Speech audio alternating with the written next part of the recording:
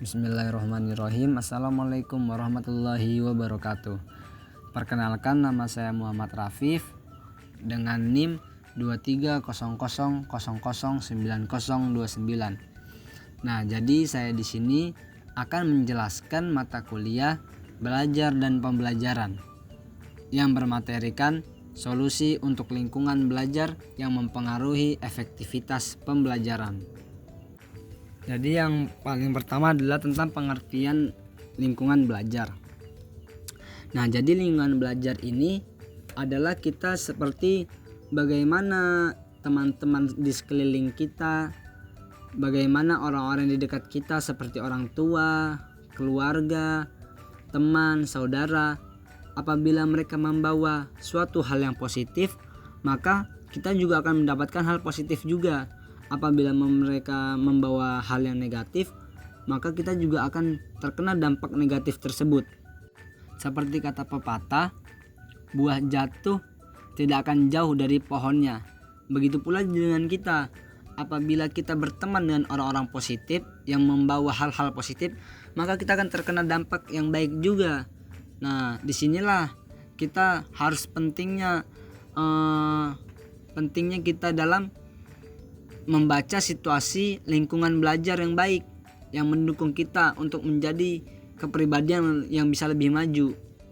Karena itu, di dalam lingkungan belajar ini, dia juga membentuk karakter kita, karakter pribadi kita, dan membentuk semua kompetensi yang kita miliki untuk menghadapi semua tantangan yang berada di masa depan. Selanjutnya, faktor yang mempengaruhi lingkungan belajar. 1. Kondisi fisik ruang kelas. Seperti kondisinya cahaya, kebersihan, terus tata letak suatu barang yang berada di kelas itu mempengaruhi juga kenyamanan terhadap siswa.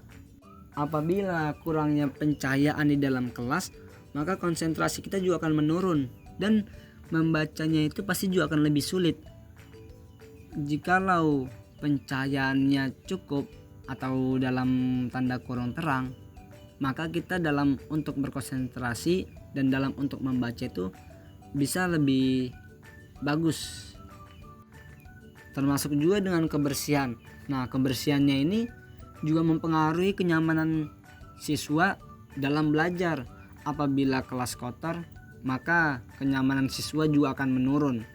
Dan apabila kelas bersih, maka kenyamanan siswa meningkat dan memiliki rasa yang lebih giat lagi dalam belajar dikarenakan berada di lingkungan yang nyaman. Termasuk juga dengan tata letak di kelas. Apabila tata letaknya rapi, maka minat siswa dalam belajar akan lebih meningkat. Dan yang kedua, ada interaksi sosial. Di interaksi sosial ini, hubungan siswa guru, hubungan siswa ke siswa itu juga penting. Mengapa bisa dibilang penting? Karena itu juga bisa menimbulkan rasa percaya diri kepada siswa. Nah, menurut Fahri dan Kusyairi, interaksi sosial adalah kunci untuk pengembangan kognitif. Dengan kata lain, berarti dengan adanya hubungan yang baik seperti tadi guru ke siswa, siswa ke siswa, itu akan membuat siswa menjadi lebih seperti dihargai dan membuat mereka lebih percaya diri dan membuat mereka menjadikan mereka bisa lebih aktif. Contohnya bisa menjadikan mereka aktif itu seperti apa? Bisa membuat mereka aktif dalam bertanya. Ketika guru menanyakan terhadap siswa, siswa percaya diri untuk bertanya kepada guru apa yang belum dipahami. Dan yang ketiga, ada dukungan emosional. Apa contohnya dukungan emosional? Nah, contohnya dukungan emosional ini ada seperti siswa yang memiliki bakat, yang memiliki prestasi, mereka diberi penghargaan. Disitulah mereka merasa dihargai.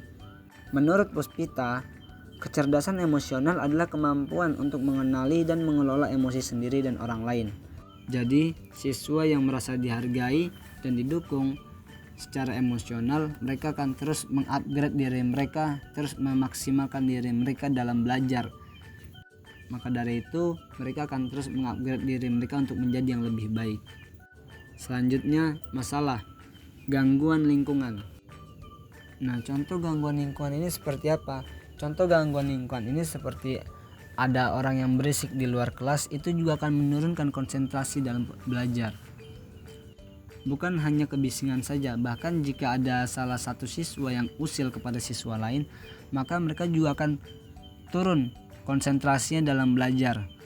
Dengan adanya ketidaknyamanan ini atau gangguan lingkungan, mereka akan kesulitan untuk berkonsentrasi dan dapat menyebabkan penurunan dalam pemahaman materi yang dijelaskan oleh guru. Selanjutnya adalah solusi. Menciptakan aturan dan rutinitas yang jelas. Salah satu solusi untuk mengatasi gangguan adalah dengan menciptakan aturan dan rutinitas yang jelas di dalam kelas. Seperti adanya pengaturan suara, jadi diberikan waktu, ada yang dimana waktu tenang dan ada juga waktu yang diberikan untuk merilekskan badan. Nah, waktu tenang ini untuk dalam belajar, dan ketika rileks ini boleh untuk mengangkat suaranya tidak apa-apa. Dan ada juga pengelolaan kelas.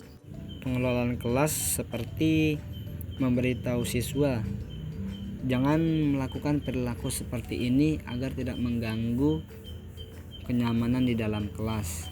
Dengan begitu, maka perilaku yang mengganggu di dalam kelas akan semakin diminimalisir.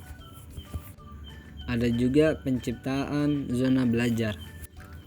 Zona belajar itu termasuk dengan bagaimana kita menata ruang kelas agar siswa dapat memilih tempat yang nyaman untuk mereka duduki, sehingga mereka bisa lebih fokus untuk mendengarkan guru saat menjelaskan materi. Dan yang terakhir, kesimpulan.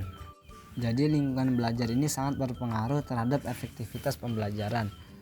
Sesuai dengan pernyataan-pernyataan yang di atas tadi seperti kondisi fisik, interaksi sosial, dan dukungan emosional, serta mengatasi masalah gangguan.